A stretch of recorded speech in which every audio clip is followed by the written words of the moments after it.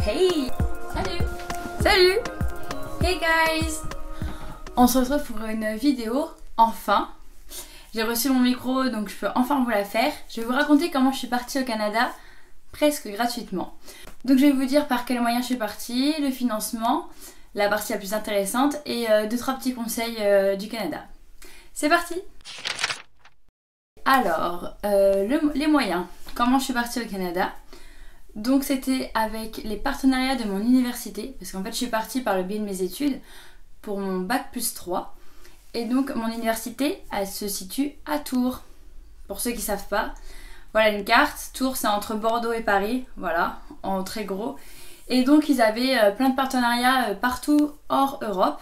Donc j'ai choisi le Canada. Pour être acceptée, j'ai dû passer des concours. Et donc je vais vous raconter comment sont les concours dans mon université. Après c'est propre à chaque université. Moi ils ont regardé mes notes, ma motivation et mon niveau en anglais. Alors au niveau des notes et de la motivation, ça c'était... il n'y avait pas de problème, c'était parfait. Par contre, mon niveau en anglais là, il y avait un petit problème. En fait j'étais vraiment très nulle. Enfin je savais m'exprimer, mais c'était pas ouf quoi. Du coup j'ai dû tout jouer sur la motivation. Et même si j'avais un niveau en anglais qui était moyen, vraiment, voire faible, j'ai pu partir. Donc ça ne vous empêche pas de partir. Vous ne vous dites pas « Ah j'ai un niveau en anglais, je pars pas ». No, vous partez. Vous tentez, toujours tenter sa chance.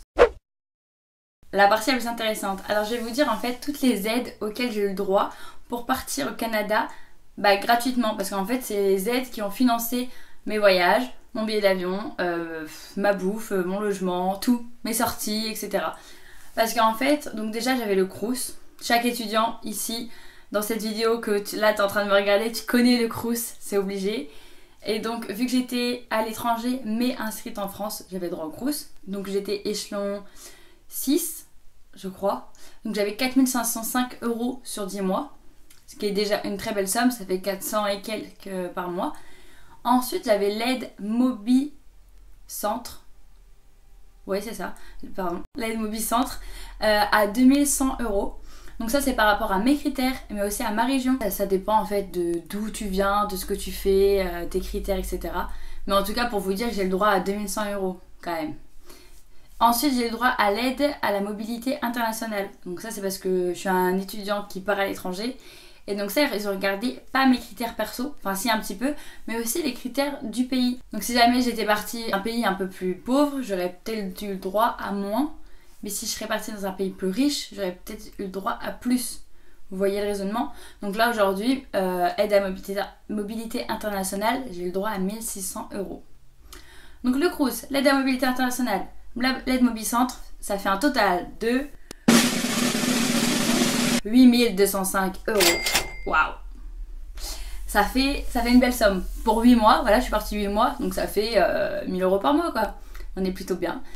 Donc voilà, merci à la France d'être là et me donner autant d'aide. Demandez à vos tuteurs, etc. quand vous partez à l'étranger, à toutes les aides que vous avez le droit, parce qu'il y en a vraiment beaucoup. Et ça vous permet de partir sans vraiment dépenser d'argent. Après, évidemment, tout dépend d'où vous venez, l'université, vos critères financiers. Enfin, il y a beaucoup de critères. Mais en tout cas, vous avez le droit à quelque chose. Ensuite, mes petits conseils. Alors, je vais vous en donner juste 3. Enfin, ouais, 2-3. Parce que sinon, la vidéo, elle pourrait durer vraiment 1 heure. Du coup, j'en donne qu'un petit peu. Mais si vous voulez en savoir plus sur le Canada, que vous êtes intéressé, ou même sur le financement, sur les moyens, etc., vous me contactez aussi. Du coup, mes petits conseils, je vais vous conseiller déjà d'aller au Canada et d'aller à Vancouver. Parce que Vancouver, c'était ma ville favorite, vraiment. Après, c'est un critère perso, évidemment. Mais quand je suis allée à Vancouver, c'était incroyable. Vraiment, c'était ma ville. Je sais pas, genre j'ai eu cette sensation. T'es dans la ville et tu peux y rester toute ta vie. Enfin, la première fois que je ressentais ça. Et donc, franchement, trop beau. Puis, il y a un mélange de nature, d'architecture, etc. Trop beau, trop beau. Vraiment, j'ai adoré. Sinon aussi, j'ai aimé Montréal, pour le côté français, évidemment.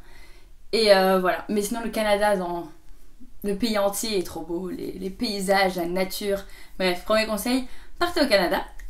Deuxième conseil, ça va être plus sur l'hiver, la tenue vestimentaire, etc.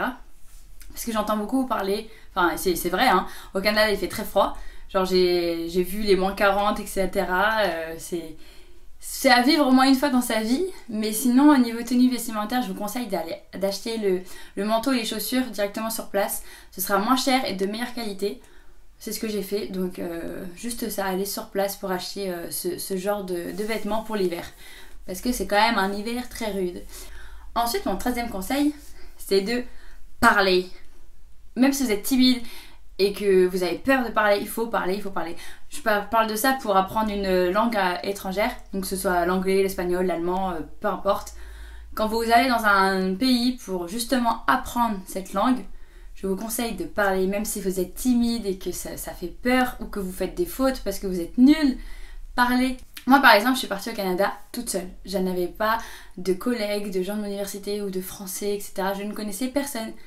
Et quand tu arrives dans un pays toute seule, t'es perdu. Franchement, t'es là, waouh, ok, qu'est-ce que je fais? En plus, mon niveau en anglais était vraiment moyen. Donc t'es là, tu mimes des trucs, t'essayes de te faire comprendre, tu vas sur Google, enfin bref, au début c'est trop dur. Et si jamais j'avais pas passé cet obstacle de la timidité, de la peur, bah tu te retrouves sans rien quoi. Enfin, t'es obligé au bout d'un moment de parler, de demander des choses. Donc voilà, mon conseil c'est de parler. Et il faut savoir, pour le Canada spécifiquement, si vous voulez apprendre l'anglais au Canada, en fait il est découpé grossièrement en 2 parties. Donc à droite c'est la partie est, à gauche la partie ouest. Et donc la partie anglophone c'est majoritairement dans la partie ouest. Donc là où je suis allée, Edmonton, pour rappel, ma ville de cœur. Et donc Edmonton, Vancouver, Calgary, ces villes-là ça va parler en anglais. Alors que Montréal, Québec, ce sera plus français. Mais par contre si vous allez à Toronto, là ils parlent en anglais. Voilà, c'est grossièrement hein, mais... Allez plus dans les villes où ça parle anglais. Allez pas, oh je veux aller au Canada, je vais aller à Montréal. Tout ça pour parler français. Donc voilà. Voilà, j'ai fait une petite vidéo très courte. Hein, c'était pour vous raconter brièvement mon expérience au Canada, niveau financier et mes petits conseils. Donc si vous voulez en savoir plus sur le Canada, demandez-moi en commentaire, il n'y a pas de souci. Je vous dis à bientôt pour une nouvelle vidéo. Love you!